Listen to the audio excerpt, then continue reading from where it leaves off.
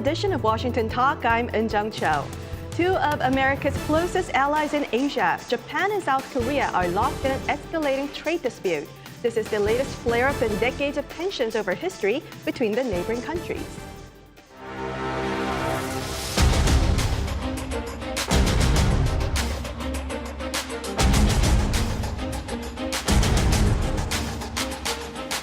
輸出管理の土台となる信頼関係が失われてきたのも事実であります。 일본 측의 조치 철회와 양국 간의 성의 있는 협의를 촉구합니다.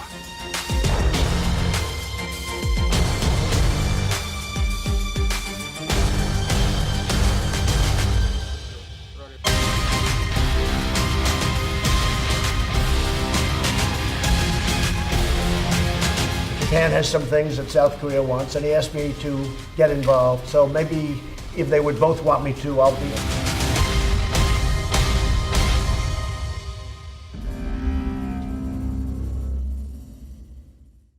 In the studio with me today, Mr. Mark Tokola, Vice President of the Korea Economic Institute of America. Mr. Tokola had served as Deputy Chief of Mission at the American Embassy in Seoul. Also joining me, Ambassador James Zumwalt, CEO of the Sasakawa Peace Foundation, USA. Ambassador Zumwalt was Deputy Assistant Secretary of State for East Asian Affairs and was responsible for policy toward Japan and Korea. And our Mr. Scott Snyder, Director of U.S.-Korea Policy Program at the Council on Foreign Relations. Mr. Snyder co-authored the Japan-South Korea Identity Clash, East Asian Security, and the United States. Welcome to the program. Thank you. Now, Ambassador, let me begin with you. So the tensions flared up earlier this month when Japan announced export restrictions on 3 chemical items to South Korea and also warned that it might remove South Korea from trade whitelist. So why does Japan all of a sudden have national security concerns regarding trade with South Korea? Well, first of all, thank you very much for the invitation to the show. I look forward to talking about 2 important American allies.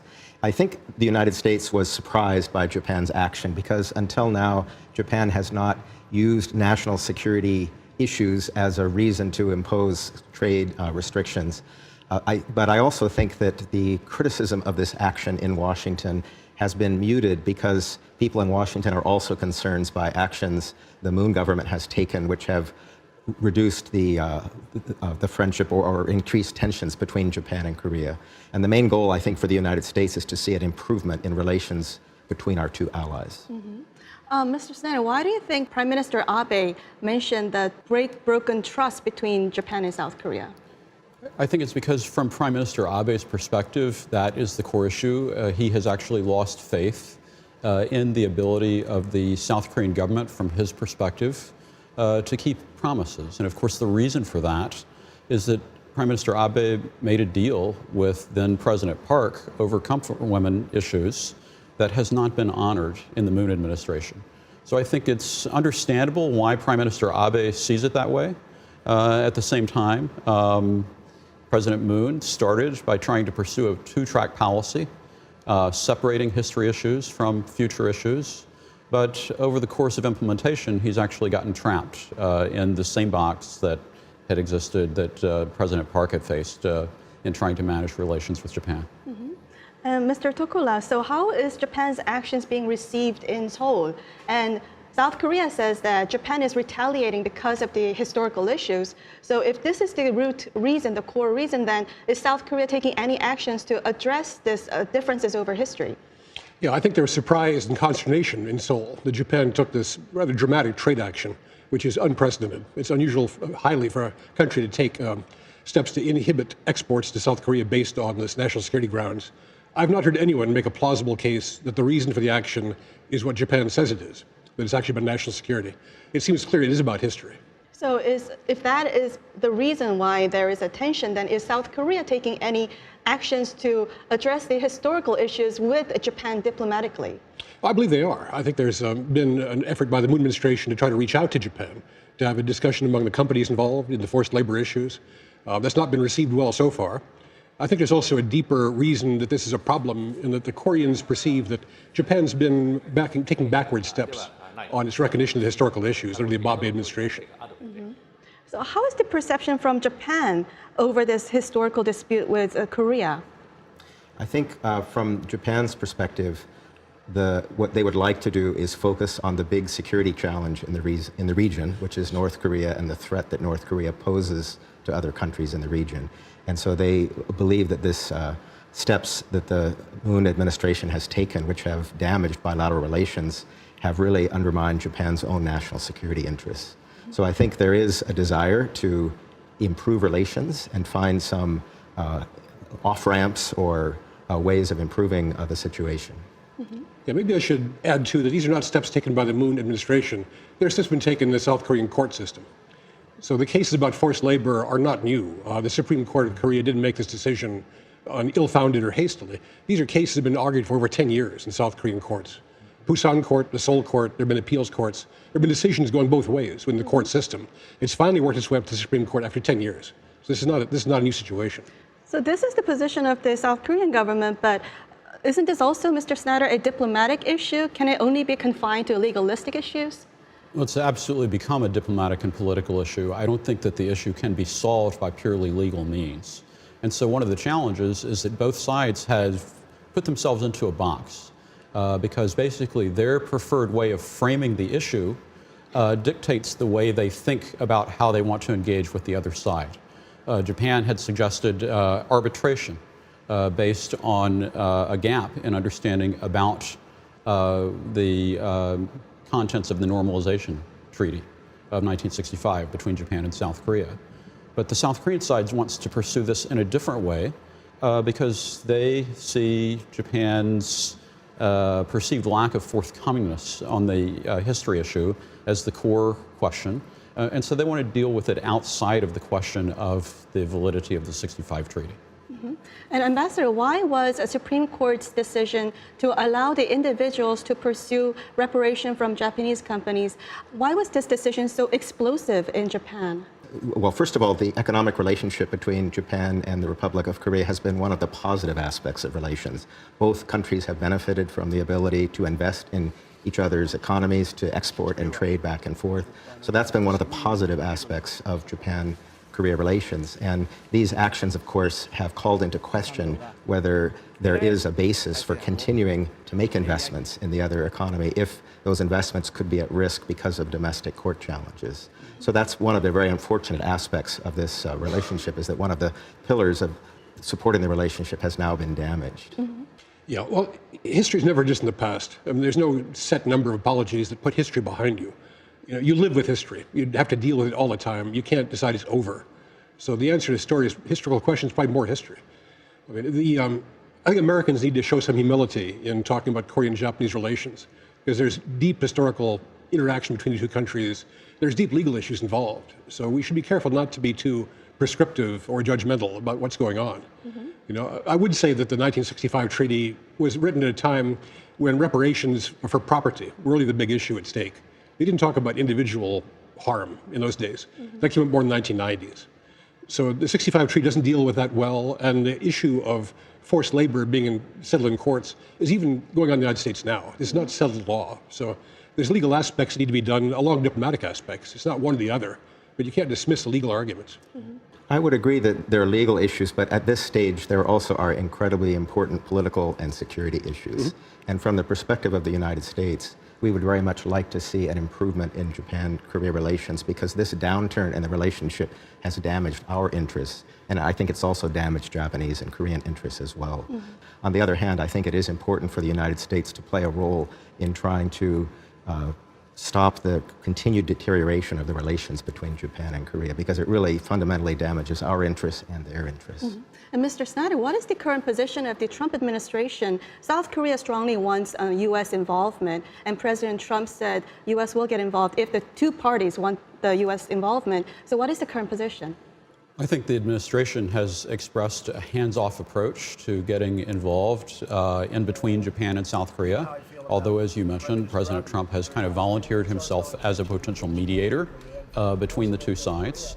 And so I think that historically what we've seen is that the United States has gotten involved behind the scenes earlier in terms of kind of whispering into the ear of Japan and South Korea, respectively. And this time, I think the Trump administration has been a little bit late to that game. And that, I think, has made the situation worse. But now we're getting to a point where the actions on both sides are impinging on U.S. critical interests related to the security architecture in the region. And so I think that the U.S. is going to find itself having to engage in a more active way in trying to facilitate and create an environment for Japan and South Korea to deal with this issue more constructively. And Ambassador, is it difficult for the United States to take sides between the two very close friends? I don't think the United States will take sides. And that's one concern when one party or the other asks for the United States to be involved. What they're really asking for is, please take our side. And the United States will not do that because we have two allies, both of whom are very important. So I think if the United States were to get involved, there'll be some tough messaging to both parties behind the scenes. Perhaps another thing the United States could do is serve as a convening entity, perhaps to propose some kind of trilateral meeting where we can again focus on critical issues where we all share common interests, such as what to do about North Korea. So South Korea has been asking for U.S. Mediation, but U.S. is not really stepping into this issue as of now. So is there any kind of frustration from Seoul? I think there's a bit. I think they expected for more. I'm not sure the U.S. can mediate this situation. They can provide good offices. And I personally think the U.S. should be more assertive in trying to bring the three sides together to have a conversation. That'd be useful. I think one of the problems now is that in the past, individual South Korean and Japanese political leaders knew each other better. They were able to talk kind of behind the scenes. And I don't see those relationships existing today between Seoul and Tokyo, which makes the U.S. role probably more important than it was in the past. And Ambassador, in the past, the cool-down factor were the businesses of the two countries who wanted trade with each other. But currently, South Korean government, the South Korean court allowed individuals to sue Japanese companies. So what would be the sentiment among Japanese companies to get involved and just cool things down? Well, I think that is an issue that if investors are not confident that their investment is secure, and if they feel there's a risk of expropriation of their property, it will result in a decline in new investment into Korea. Likewise, Japanese companies that want to sell products to Korean customers are concerned that these steps the Japanese government is taking might have an impact on their business. So I do think the business communities on both sides, and to be honest, the American business community, whose interests are also affected, can be involved in the sense of talking to their governments and encouraging that both sides refrain from steps that really further damage our very positive economic ties. I would just add that I think that the U.S. does not want to see an economic decoupling between Japan and South Korea. And where I would focus attention is that means that actions against Japanese companies could encourage that, but at the same time, these export control restrictions also encourage that. And so I see that both of those sorts of actions as actions that are against the interests of the United States. We'll take a brief video break and continue with our discussion.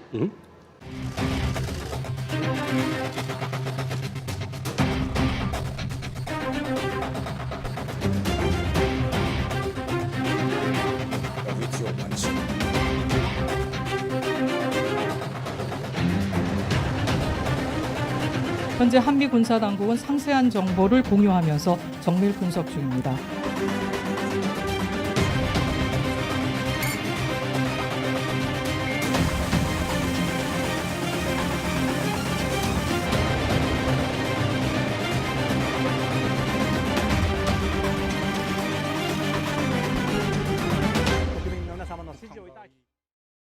As Japan and South Korea spar over trade and history, North Korea fires ballistic missiles, and Russia and China invade Seoul's airspace.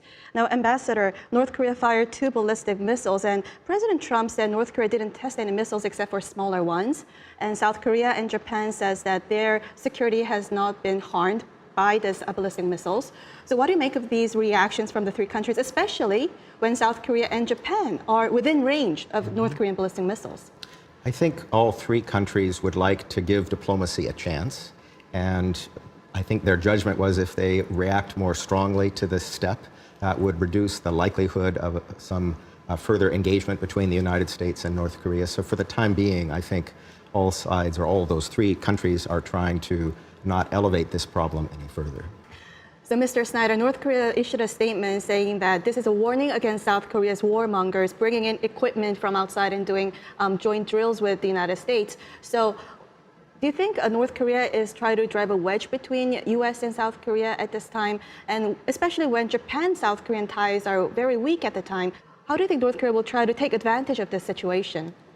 Well, I do believe that it's very interesting that the North Koreans have come out so publicly in attacking South Korea on this issue of F-35 imports and blaming South Korean actions for the exercises. And I think in many respects, North Korea has been showing its true colors since the DMZ meeting, where Moon Jae-in was kind of reduced to the role of butler while Trump and Kim met.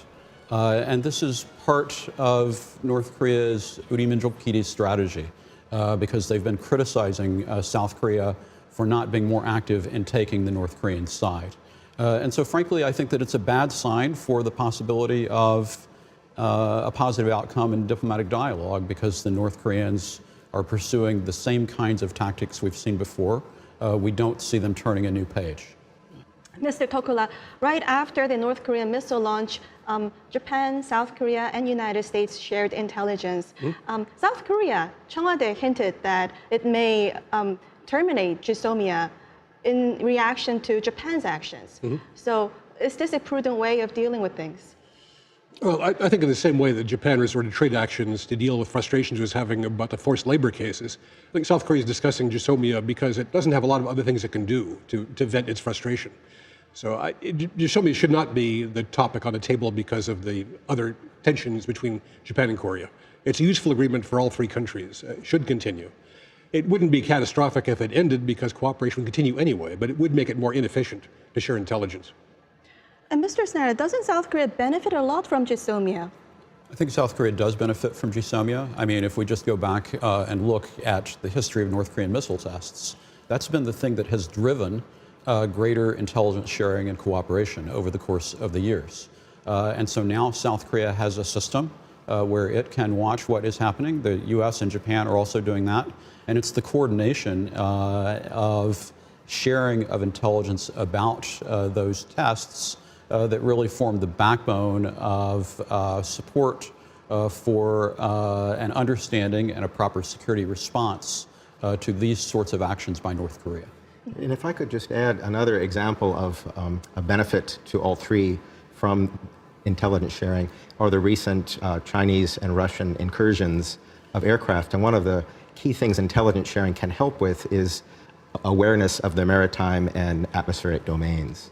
And I think this incident showcased how important it is for South Korea and Japan and the United States to continue sharing intelligence efficiently, which means very quickly. So if South Korea were to decide to terminate its bilateral GSOMIA agreement with Japan, that would really damage the United States' interests in the region as well. And I'm sure that there'll be some very serious discussions with the Republic of Korea to not take steps that damage our security relationships because of poor Japan-Korea relations.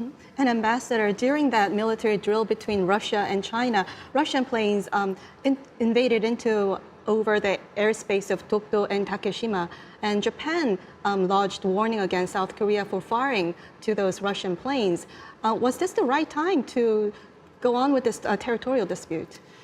Yes, unfortunately, there is a territorial dispute between Japan and South Korea over these islands. For the record, the United States doesn't take a position on this issue. I think our view is that this issue, while important, is less important than other issues we're facing right now. And so our advice, I think, by our, I mean, United States government advice to both sides would be, let's put this issue to be resolved later and focus on the more immediate security threats, which really are North Korean actions in the region, and also the threats of incursions from China and Russia.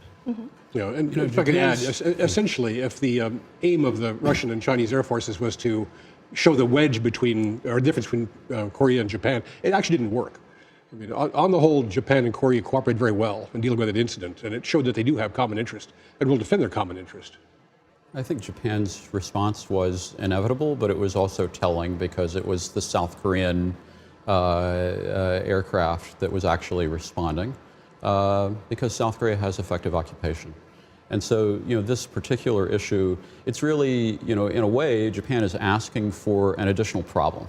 because Japan also has to worry about airspace around the Senkakus, Diaoyutais, and the northern territories as well.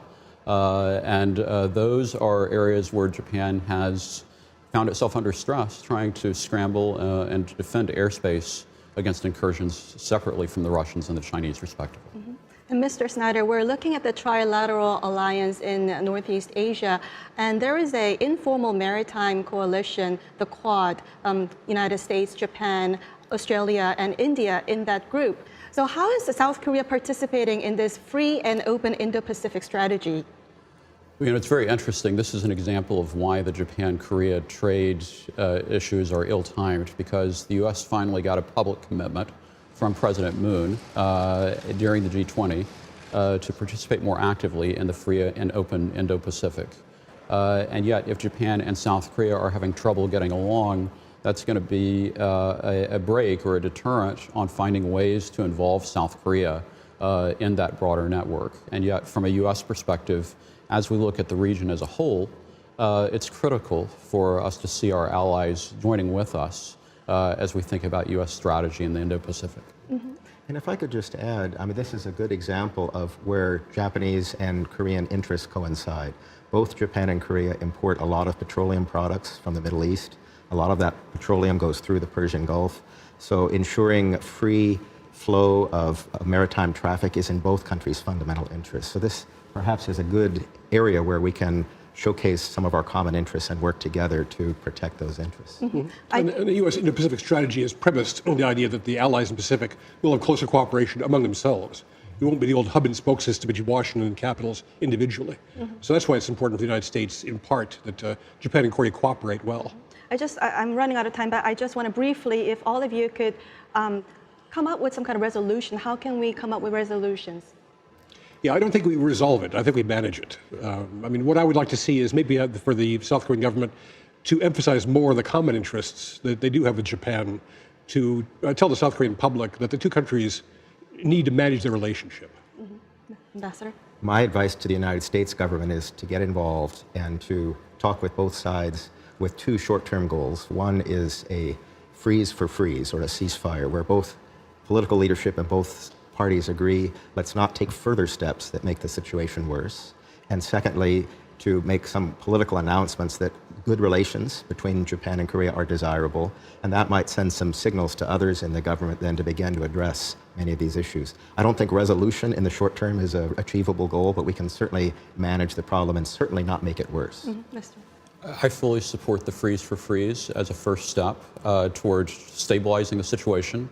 But the longer term goal for the United States is basically to help South Korea and Japan to get out of their respective boxes that they have put themselves into and to move into the U.S. box that is defined by the security environment and architecture that the U.S. has created that helps to stabilize the region. Well, that's all the time we have for this week. Thank you all for joining us. Thank you. And this was Washington Talk from the Voice of America, and I'm Eun-Jung Cho. Join us next week for more analysis on North Korea and the region.